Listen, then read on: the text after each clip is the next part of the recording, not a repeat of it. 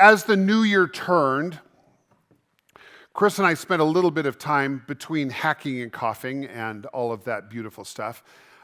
We spent a little bit of time reflecting on 2025. And Chris and I, we really believe that 2025 is going to be a very memorable year for us. It was an incredible season we had. In January, Chris and I had the opportunity to travel to Africa. I know that's on many of your bucket lists. It was never something that we thought we would do, but we have friends who are missionaries in Africa, and they said, you've got to come. We've got a bucket list trip, and if you remember back, if you were with us when we came back from that trip, it was a life-changing trip that we didn't know that we would love so much. Africa was amazing. And then, of course, at the end of 2025, I was invited to Asia, and again, mind-blowing, not on my radar for 2025. And Chris and I were just talking about all the experiences that we had and how this year is going to really go down in the record books as a memorable year for her and I.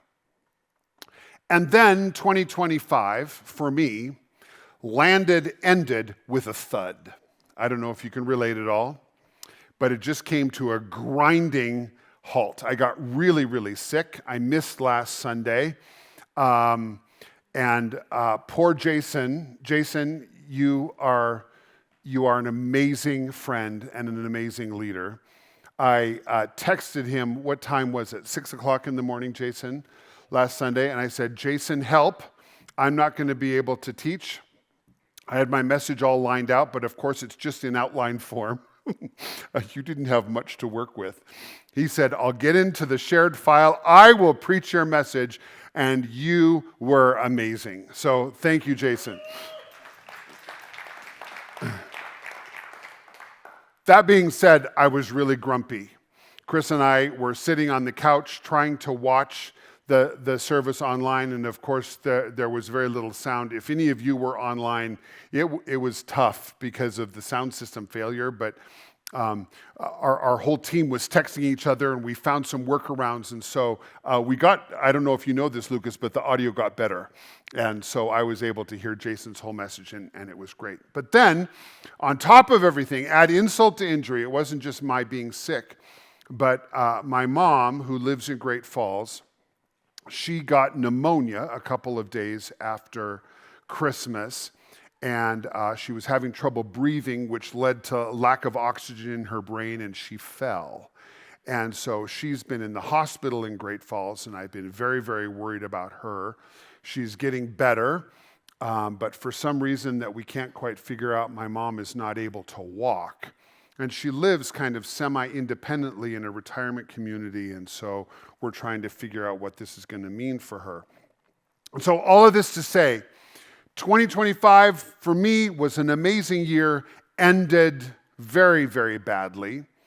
And on Tuesday of this week, I sat down at my laptop and began looking at what our team had planned for today. And this wonderful title, Rediscovering Wonder.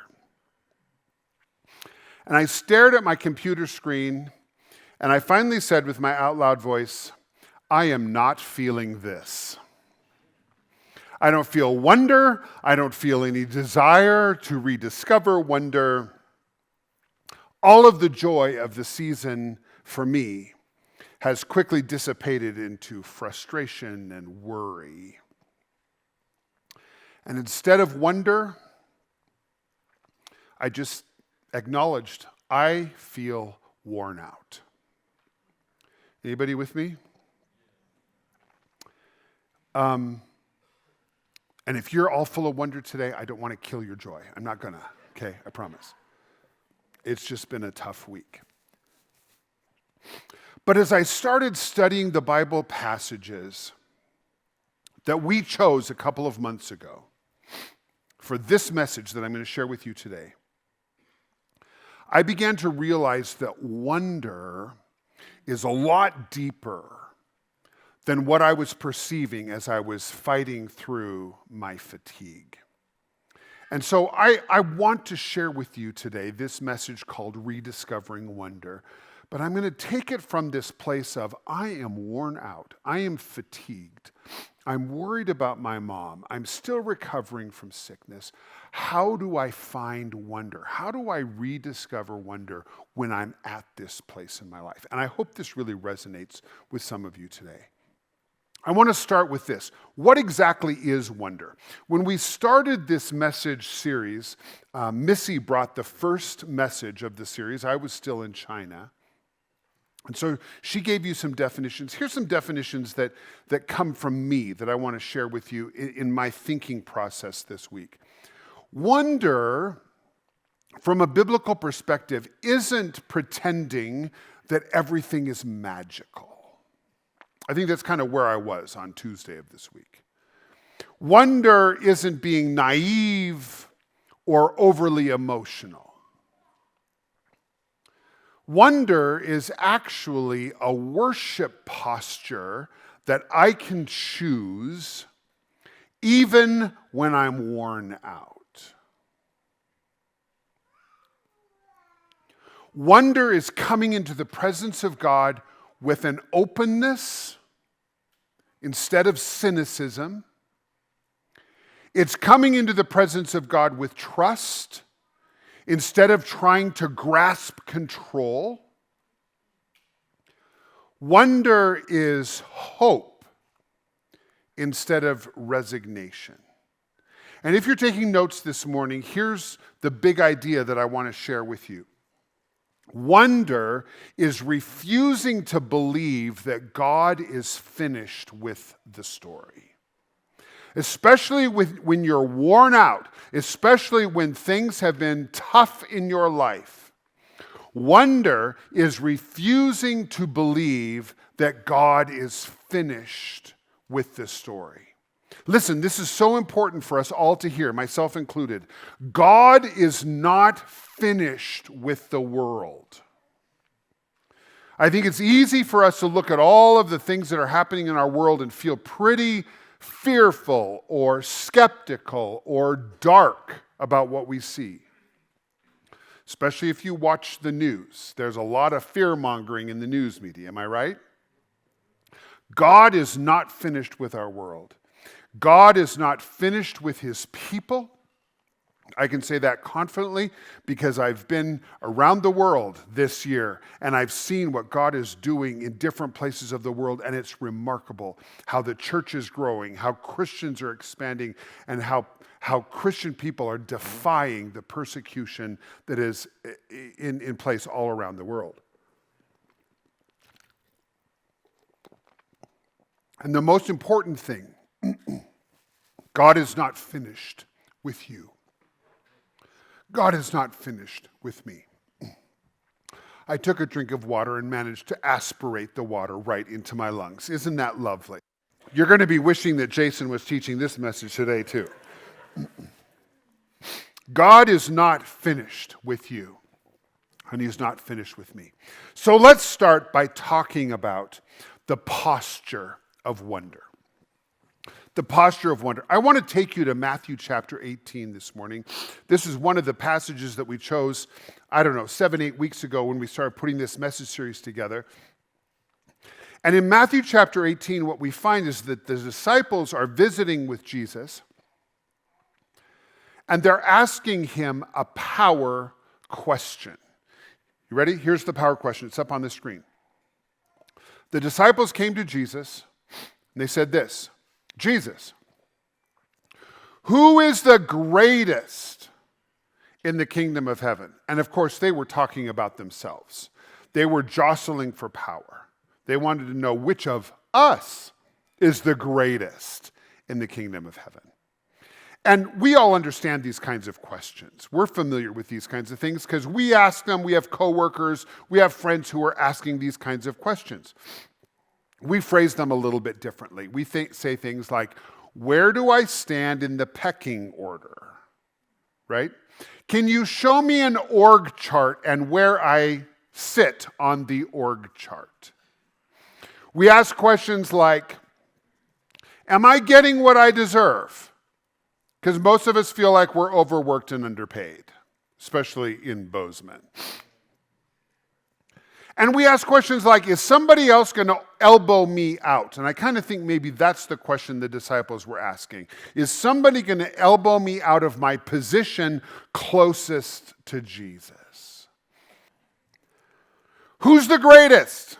Where do I stand in this organization? Jesus' response to his disciples is so surprising because instead of talking about power and position, Jesus brings it back to posture. Here's what he says.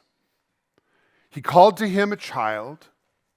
He put the child in the midst of the disciples, and he said this, truly I say to you, unless you turn and become like children, you will never be able to enter the kingdom of heaven. Whoever humbles himself like this child is the greatest in the kingdom of heaven. And whoever receives one such child in my name receives me. The posture of a child. Now let me just ask you this question. What do you think the child represents?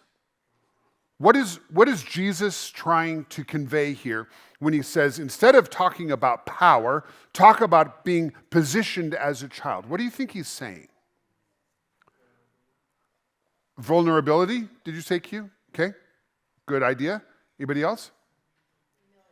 Humility, good. One of the ideas that came to my mind immediately was innocence. Children are innocent.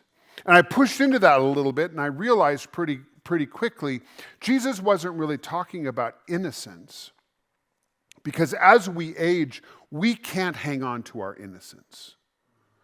Because we've seen things that we can't unsee. We've done things that we can't undo. We've lost our innocence. So Jesus isn't talking about innocence. He's talking about things like dependence and vulnerability and trust. And instead of praising innocence in children, what he's doing is Jesus is challenging our self-protection. Because what adults do is when we're disappointed or we're let down or we're hurt, we put up walls. And we put up all kinds of guards and we build a moat around our castle so that nobody can hurt us again, especially not God. And Jesus is saying to his disciples, instead of worrying about greatness and position and power, let's talk about how you're guarding your heart instead of trusting me. And so there's an invitation here for us to take the position of trust and vulnerability and dependence, and to stop trying to guard everything. Listen, we didn't lose our wonder because we grew up. We lost our wonder because we became guarded. And when we become guarded, we start living our life as if the ending has already been written and there's nothing left for God to do. What's our big idea today? Wonder is refusing to believe that God is finished with the story. God is not finished with your story. He's not finished with my story either. That's the position of wonder. It's taking the position of a child. Now, how do I sustain this wonder, especially when I'm worn out? Here's the second point in your outline today. There's a promise that sustains wonder. And I want to take you now to Revelation chapter 21. How many of you have ever read the book of Revelation? Just curious here, okay? There's a lot of us that didn't raise our hands. Book of Revelation is hard reading. Would you agree with me? A lot of stuff in there that's difficult to understand. A lot of stuff that's kind of scary. There's some people, there's spiritual leaders even that they're just like, I'm not going to touch that book with a 10-foot pole. It's too difficult.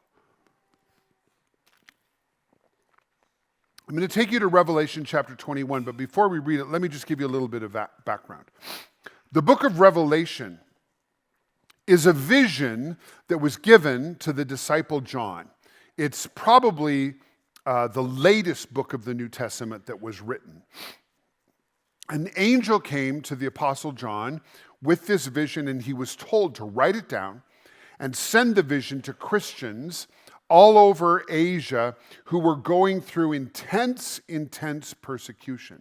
Let me tell you about these Christians. These were people who were suffering. They were suffering a whole lot worse than what I'm suffering with right now at the tail end of a bad cold. They were suffering because they were going through intense persecution. Any sense of comfort had been stripped away from these folks. Many of them had been killed. Many of them had been imprisoned. The people who were left gathering in small groups in homes were grieving. Life was incredibly difficult. But these folks were unwavering in their commitment to follow Jesus. Amazing, amazing Christians. And so the Apostle John receives this vision and he writes it down. He sends this to all these people. And what I want to read with you this morning is the very end of this vision. What I'm going to read with you is after all of the descriptions of the bowls and the trumpets and the judgments and all that kind of stuff, all the scary stuff, this is the end of the story. John writes, I heard a loud voice from the throne saying, behold, the dwelling place of God is with man. He will dwell with them, and they will be his people, and God himself will be with them as their God. The next verse goes on to say, he will wipe away every tear from their eyes, and death shall be no more. Neither shall there be mourning or crying or pain anymore, for the former things have passed away. And then the last verse that I want to read with you this morning says, and he who was seated on the throne said, behold, I am making all things new. Behold, I am making all things new. Now there's a couple of things that I want you to see here. Sydney, would you just go back to the first verse in the Revelation 21? There you go. This verse tells us there's this promise. God is going to be with us again. It's almost like, this is the very end of the Bible. It's like God is bookending the Bible with this revelation that his goal, his reason for creating mankind is to be in fellowship with us. God is never going to abandon us. That's the promise of this verse. The next verse, Sydney. God promises to wipe away all the tears. He promises to remove all the pain, all the death. This is not language of minimizing or making you feel better. God is absolutely going to defeat sin and pain and death and disease. It's going to be eradicated altogether. But it's this last verse that's a kicker for me. God says, I am making all things new. I am making all things new. Not, I will make all things new. I am making all things new. Present tense. So if you're like me and you're struggling with some stuff, life is hard right now. You wonder when God's going to show up. What this promise says is he is in the process right now of making everything new. He's not waiting. He hasn't pressed pause. He's not trying to stall before anything happens. He is in the process right now of making everything new for you and for me. And you can trust him. This is the promise that sustains wonder. What I want you to know, and you can write this down if you're taking notes, God isn't waiting for the future to get started. He's already at work right now.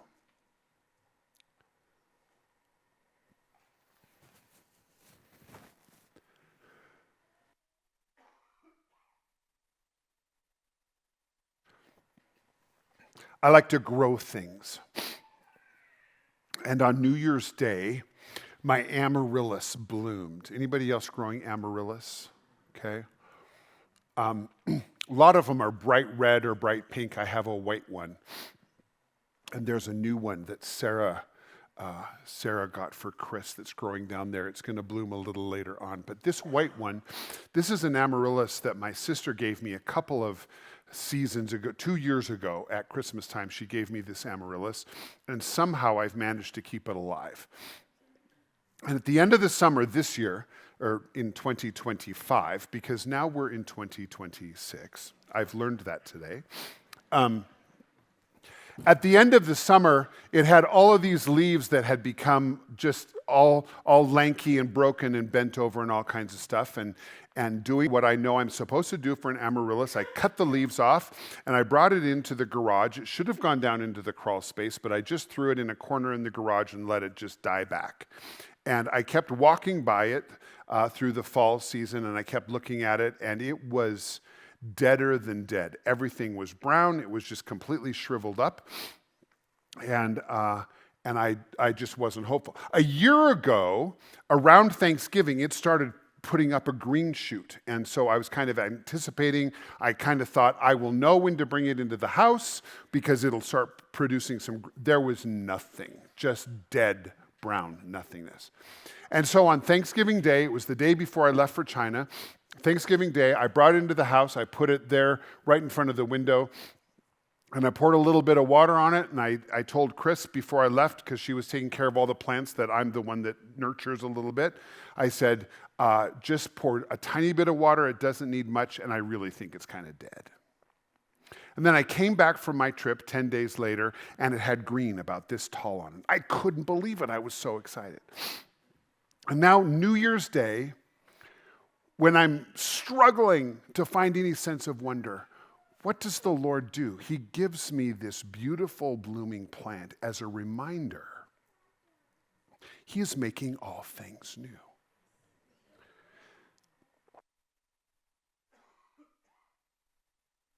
Do you know if you open up your eyes, you can see this everywhere?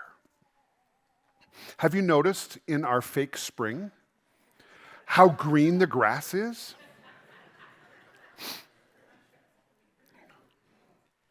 I mean, normally this would all be white and brown. There'd be some brown sticking out of the white, and we would be talking about how this is a season of rest for the earth. Can you tell that our earth is just ready to spring forth with new life? And I'm talking to my trees saying, don't do it. Because it's going to get cold and you're going to suffer if you do it. Don't do it yet. But God has baked life and newness and rebirth into everything. And it's a reminder that when there are dead things in our lives, God is still making everything new. That's what he does.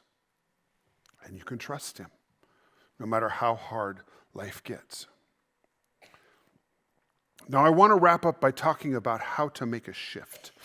Because lots of us have become guarded or cynical or hopeless. And I don't want to give you a to-do list this morning or a checklist of you need to do all these things. I just want to talk about how we can shift our mindsets, shift our attitudes, and start to rediscover some wonder with some small shifts in the way we think. The first one is this. Let's shift from scanning for miracles to seeing God's faithfulness. What do I mean by this? I don't know about you, but because I work in this environment of faith and I'm working with Christian people all the time, I have conversations all the time around this question. Why don't we see more miracles? Have you ever asked that question? Why don't we see more miracles? And I think that sometimes we're looking for God to show up with spectacular things. I want God to hit me over the head with a brick bat, okay? I don't know what a brick bat is. My mother-in-law says that word. But I'm just looking for something dramatic to just hit me in the face. And I don't see the small ways that God shows up for me in the everyday. I'm scanning for miracles instead of seeing God's faithfulness every day. But do you know that most of the time in our lives, God is working in the realm of faithfulness? And every once in a while, we get these little spectacular things. God sustaining us isn't always very exciting. But it's no less miraculous than when he miraculously heals you or does something out of the ordinary. So when Cameron and I were in China, we heard all of these miraculous stories, and I've shared some of them with you. I'll share some more next week. We heard about people that were miraculously healed after being beaten by the police. A couple of weeks ago, I shared the story about this man who was raised from the dead in China. So we're in China, we're hearing all these stories about these extraordinary things, and it's easy for us, Cameron and me, it's easy to us to say, well, we live in America and we never see miracles. Not true. I was thinking about this as I was prepping this message for you today. Just before we left on our trip, Chris prayed with Cameron and me. We were just about to go to the airport and Chris wanted to pray for us. And as she was praying, the Lord gave her a word for the two of us. She said, you are going to walk in the Lord's favor from the beginning to the end of your trip. And it set us up to open our eyes and just pay attention to what God was doing. Because right at the beginning of the trip, Cameron got whatever this crud is that is going around. He was struggling with it. I caught it at the end of the trip. There were hard things. But because Chris had told us, God is going to give you favor from the very beginning, we started just paying attention to what God was doing. Very first flight from Bozeman to Seattle, I got bumped up to first class. Do you know what I said? This is the favor of the Lord. Poor Cameron, he had to stay back and coach. But then from that point on, we got to the Seattle airport and we had a long layover in Seattle before our flight for Tokyo took off. We had a little bit of breakfast and then we're trying to figure out what are we going to do with all of our time in the Seattle airport. Cameron goes, well, you're in Alaska. You're an Alaska frequent flyer. He said, let's go to the Alaska lounge and see if we can get in. I've never visited the lounge. I didn't even know where it was. And we found the lounge and we walked up and I said, here's my name, here's who I am. I'm wondering if we can come into the lounge. And so he looked me up and he said, are you flying internationally? I said, yes, we're going to Tokyo today. He's like, welcome in. And you know what else? You can bring a friend. So we go into this lounge and there's all this food and all this stuff and we found these comfortable chairs and we took a nap and it was favor. I didn't even know that was possible. I didn't know that could happen to me. And the whole trip, just leg by leg by leg, we just kept watching as the Lord gave us his favor. He had promised it through this prophetic word from Chris and then the Lord delivered. And she said, from the beginning to the end of your trip, here's how the trip ended. I had a 6-hour layover in Denver on my trip home. We flew from Tokyo to Denver, and Cameron was able to get right on a plane to take him back to Texas, and then I had to sit for 6 hours in Denver. Before we left Tokyo, we started talking. I wonder if it's possible for me to catch an earlier flight back to Bozeman. Cam said, I'll go talk to the gate agent and see what the possibility is. And the gate agent said to Cameron, no, there's just no way you'll be able to make that connection from Denver to Bozeman. You're just going to have to wait. Well, wouldn't you know, on our flight from Tokyo back to Denver, we caught a tailwind and we landed 45 minutes earlier in Denver. So I cleared customs, got through all of that falderall, and I went straight to the gate agent and I said, can I get on this earlier flight to Bozeman? It's about 90 minutes. And of course, it was on the other side of the airport, which, have you been to the Denver airport? Holy schmoly, I walked a zillion miles. But the gate agent said, you have just enough time if you really run. And so I don't run. But I grabbed my bag and I booked it through that airport. And of course, it was at the very last concourse from where I was, of course. And I think my gate was like B3 or B4 or something, or whatever it was, A4, whatever. And I thought, oh, it's going to be really close to the... No, that was clear at the other end of that whole... Anyway, I made my flight. I didn't have to sit in Denver for 6 hours. It was the favor of the Lord. Now, was this just people being nice to me? Or was it God just sending these little blessings my way? When you start looking at your life and you start seeing the faithfulness of God in just small things, you start to add them up and say, I think there's a whole lot more miraculous here than just everyday little things working out. I don't believe in coincidence. I believe I walk in the favor of the Lord. And I can shift from frustration because God didn't do this for me to wonder at the consistency of God's favor and his blessing and his goodness in my life with just a little bit of an attitude shift. It's an invitation I want to share with you. Just make a little bit of an attitude shift. Here's a second shift we can make. We can go from cynicism to honest hope. A lot of times we choose cynicism because it feels safe. Maybe you're here today. Hope feels exposed. Cynicism says, I am not going to let myself be disappointed again. Hope says, God might show up. And hope isn't just pretending that everything is fine. It's trusting that God knows what he's doing even when things aren't fine. Can we shift from cynicism to hope? I was so frustrated last Sunday when I was too sick to come to church. It's only the second time in 17 years that I've ever not been able to preach on a Sunday when I was supposed to. And I trust, Jason, I trust you with my life. And you did such a good job. But I was so frustrated. And then they show up. Jason and Kim show up ready, prepared. They've spoken with the Lord. The Lord has spoken to them. And if you were here, they began to prophesy at the end of the message and talk about how God has a word for some people, a healing word for people. Yesterday, Chris got this message, and I asked permission to share this. Jason, you don't even know this. This text message came in. My mom came to church with me last Sunday while she was visiting. I thought it was ironic that Jason was giving the sermon because he and his wife gave the sermon a year ago, the very first time I came to Connect. I left my mom towards the end because I needed to go out.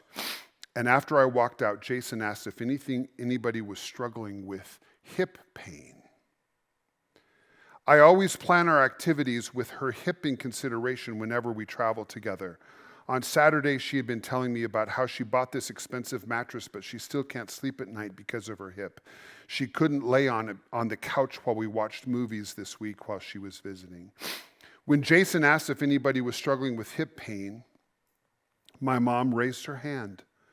Luckily, she didn't know what was coming because if she did, I'm not sure she would have raised her hand. Ha ha.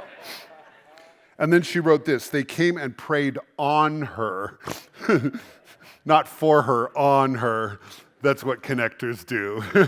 We pray on people. P-R-A-Y. A-Y, it's an A-Y.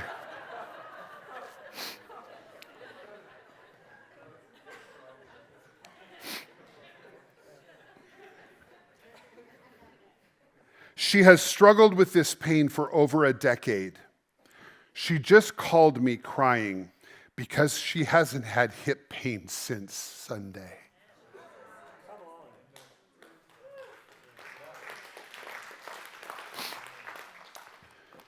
Now listen, when Jason comes up here and he says, the Lord is healing hips today,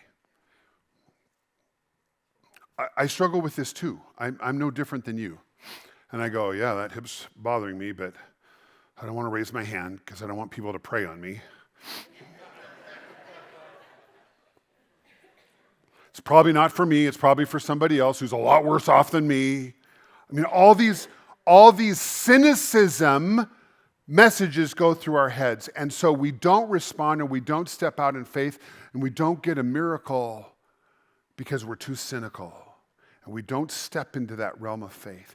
Can we make a shift from cynicism to hope, knowing that God has a good whole bunch of stuff for us? If we just step into that place of faith instead of guarding ourselves from disappointment one more time, can we make a shift to hope? I know I'm going on and on. I have two more.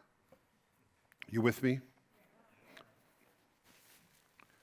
The third shift I want to share with you today is from living only in the middle to remembering the end.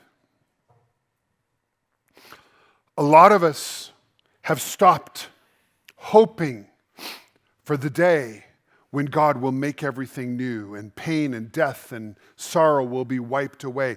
That's the end. We've got to keep our eyes on the end and the promise that God is going to make everything right. Instead, we just become content with this struggle that we have in the middle. And here's the beautiful part about the Bible. The Bible never minimizes suffering, but the Bible refuses to let suffering have the last word. There's always hope. The book of Revelation, as difficult as it is to read, reminds us of how the story ends. God on the throne, God restoring everything to the order that he intended it to be. God is victor. Jesus is victor. This is how the story ends. The ending doesn't erase the pain that we live with, but it reframes it so we have hope. One of the stories we heard while we were in China was about a missionary by the name of Robert J. Thomas. If I remember correctly, this story took place in the 19th century when Western nations were just beginning to send missionaries to China. Robert J. Thomas left his church in Wales to go to China. When he got to China, his missionary endeavors were completely fruitless. None of the people he was ministering to came to know Jesus.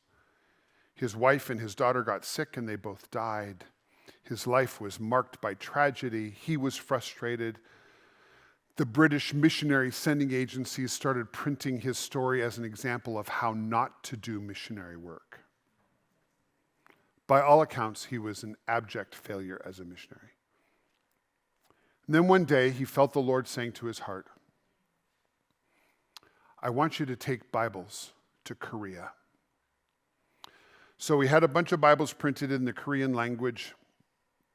Actually, I don't know if they were Korean Bibles or if they were Chinese Bibles, but he had a bunch of Bibles and he loaded everything onto a ship and he sailed for Korea and he was approaching Pyongyang, which today is in North Korea.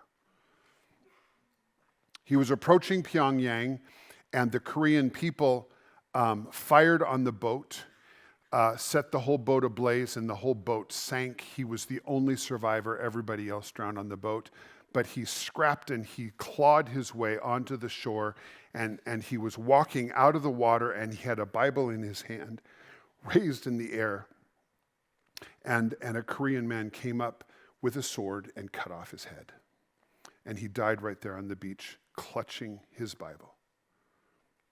It would have seemed that this man's efforts at reaching people for Jesus was a terrible failure. This Korean man who cut off his head picked up the Bible, knowing that paper at this time was extremely valuable, and the printing on the page was beautiful. So he took that Bible home, and he disassembled the Bible, and he papered the walls of his house with the words of the Scriptures. He wasn't able to read, but he was so taken by by the beauty of the pages that he learned to read, and he began to read the gospel, and he eventually became a Christian. And when he realized what this man was trying to do in bringing the gospel to Korea, he was so moved with remorse that he had murdered this missionary, that he went to that beach where the Englishman had died, and he began loudly confessing his sins and confessing that he had murdered this man and how he was repenting to God. And it sparked a wave of Korean people who began to turn to Jesus. They all began to confess their sins, and they're ignited a move of Jesus in Korea that this man who gave his life for the gospel never saw. If I'm remembering the story correctly, and I was checking my notes and I couldn't confirm this, but if I remember the end of the story correctly, I believe he started a Christian training school, and today in Pyongyang, there's a seminary on the point where that English missionary died. There's something there. I don't remember exactly what it was. What's my point? We can live in the middle, and we can believe that our life has been wasted, or that our life has no value, or our life has no point, but we don't know what the end is. Do you know that as Christian people, we are planting seeds every single day? We're living our lives in such a way that people can see Jesus. Sometimes we have an opportunity to share verbally with people and tell them what Jesus has done for us. You may never see a single convert in your lifetime, but you don't know the fruit that the seeds that you're planting through your life and through your investment in people's lives may carry on into the future. And we've got to make this shift from living in the middle, like the story has nothing ahead of it, to living with an understanding that God is making all things new. And God is going to raise something from your life that is going to have lasting value. That's what it means to make this shift from living in the middle to remembering the end. One more thing I'll share with you. Last shift I want to invite you to make today is to shift from control to receiving again. Somewhere along the way, many of us stopped receiving from God, and we just started managing our faith. We started managing our expectations and managing our disappointment and managing the outcomes. We stopped receiving. Because children receive, adults negotiate.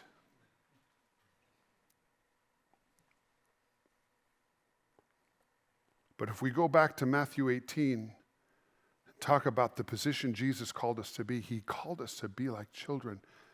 Just receive from his hand. Stop throwing up the walls and the moats.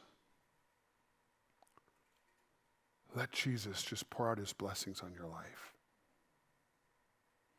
I've been reading the Chronicles of Narnia.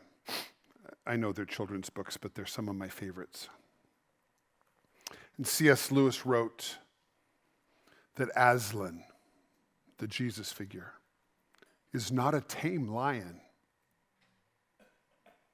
And that's the problem for many of us. We're uncomfortable with a wild God. And we'd much rather have a manageable one.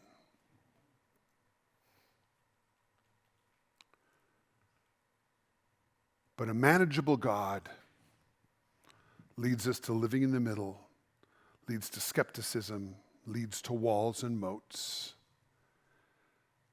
But when we let God be who he is and just trust him with abandon, that's when we rediscover the wonder that we're created to live with every day.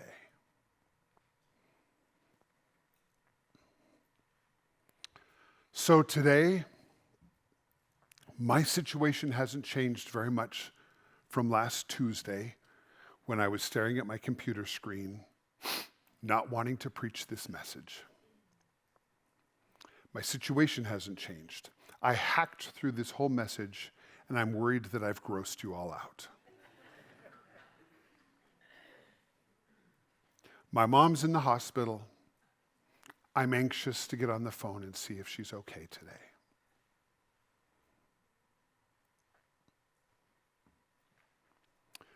But I've made some shifts, and I hope I've invited you to come along with me today. To instead of dismissing wonder as just something for children, today I have done some hard work of reframing how I think. And I'm more aware at the end of this message than even the beginning of my message that God is extraordinary. And he's good, and he's at work. And something my mom always says whenever I'm frustrated, this too shall pass. Don't you love those platitudes? Let me just share that platitude with you. This too shall pass. That's a terrible platitude. God is making all things new. That's what I want to say to you. God is making all things